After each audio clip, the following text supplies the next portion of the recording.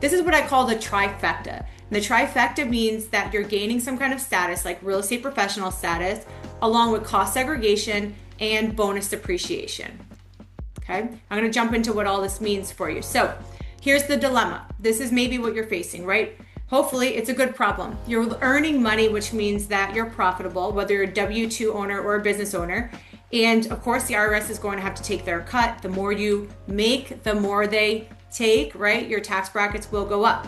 So how do you position real estate to work to your advantage, not just from a tax standpoint, because we don't want to make big moves just for tax optimization. We want them to cash flow as well, right? So you want to look at it from an investment standpoint as well.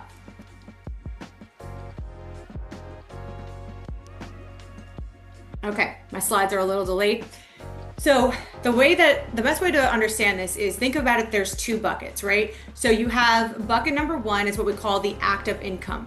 And bucket number two is what we call passive income and expenses, right? So your active income, if you see my screen, let's say red bucket right here. This means that you are a W-2, you're getting W-2 wages in, commissions, salary. Even if you're a business owner, that's active income. Like when we make money at Oro, that is active income for us as business owners, right? That all falls into the red bucket, which is the IRS tax bucket. The IRS is automatically going to get their fair share there. But there's different things that you can put in place to what I call closing the valve to stop that bucket from filling up. In order to get to that point where you can close that valve so the IRS bucket doesn't fill up at that 35%, real estate is one of those phenomenal ways. Now, what happens is the IRS dominates and decides that real estate is considered passive activity, which means that passive activity generally stays in a separate bucket from active activity. So if you have expenses in your real estate and you have a loss, that generally cannot just automatically offset your active income. People get this twisted that don't understand. They hear investing in real estate is great for taxes. And I see this all the time as a CPA with other CPAs that they'll file tax returns, but they're not utilizing the real estate that these individuals are buying to benefit them from a tax perspective. Because what has to happen is that valve needs to get opened so that those passive losses, that passive activity that happens in real estate can go into the red bucket and offset the active income. I'll explain what this means in more detail. So how do you become to the point where you're taking that passive income and offset the active income? There's two ways. One is something called real estate professional status, and the other one is called the short-term rental activity. I hate this word loophole, but this is how you're going to see it all over the internet. So I'm going to call it that just for conversation and relatability purposes. But it is regulation section 1.469-1T, and that is the short-term rental exception. Okay.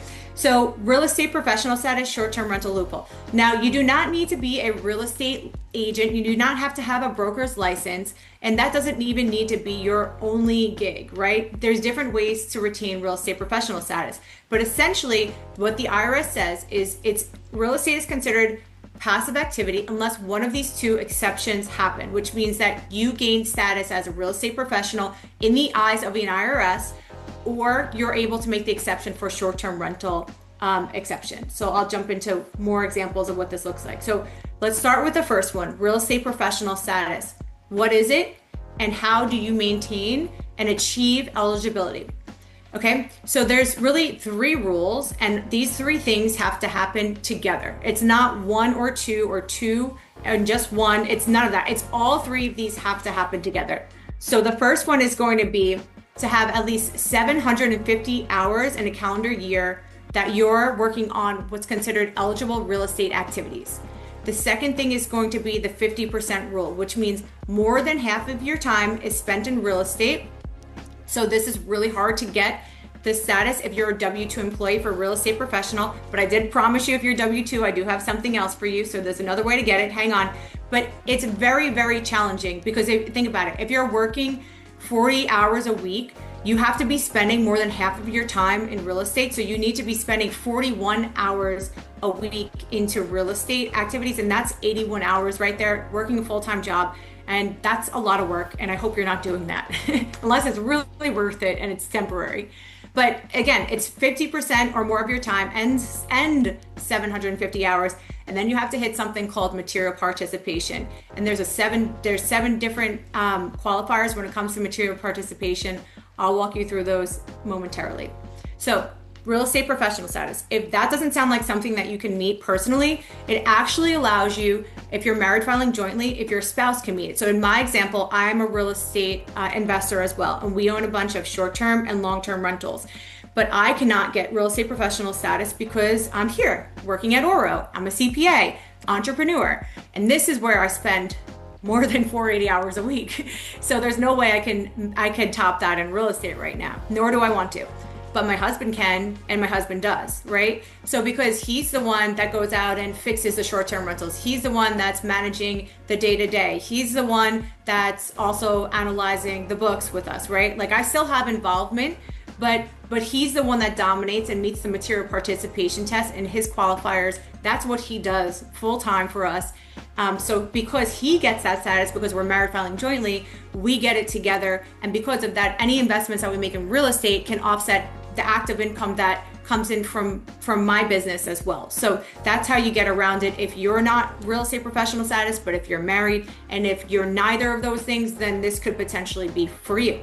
And hey, if you're neither of those things also, I want to say things change, right? Like as we go through life, like, and we look for investments and this becomes interested for you, knowing this information now is super useful for you as you make decisions in the future.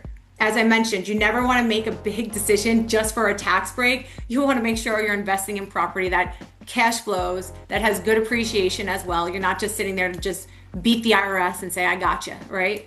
So the second thing is the short-term rental exception, right? This is properly stated here, got rid of the word loophole, but different rulings, but you do have to meet material participation here as well. The way that this works is the IRS looked at hotels, right, in the past, and that is a true business, right? And it's different than passive rules because a hotel, what happens? You need to change sheets like regularly, daily, right? There is a cleaning person that comes in. There is someone at the front desk. There's no question about it. A hotel is a true business, and Airbnbs fall under that same exception. As I say, Airbnbs, it could be VRBOs, short-term rentals, right?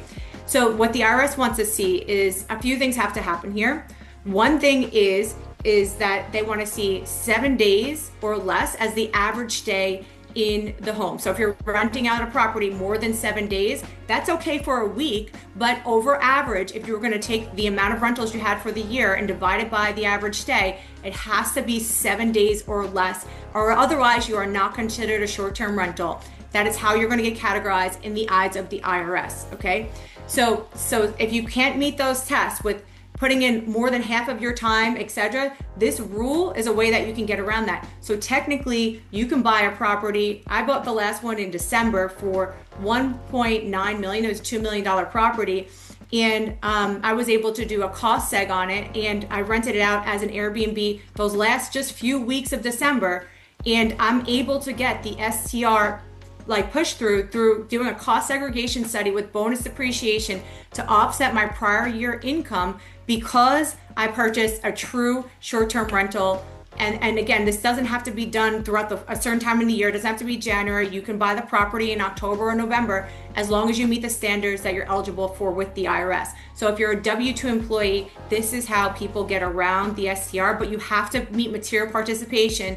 And there's 7 different areas where you can meet that. One of the most common one is that you're doing more work than anybody else on that property. So in December, I had no property management happening. I was renting it out myself. There was no way anyone was going to trump me on time. I was renovating it at the same time. So, as we rented, just from an aesthetic purpose. So as we did that, we were able to maintain the eligibility for material participation along with meeting that average stay being 7 days or less.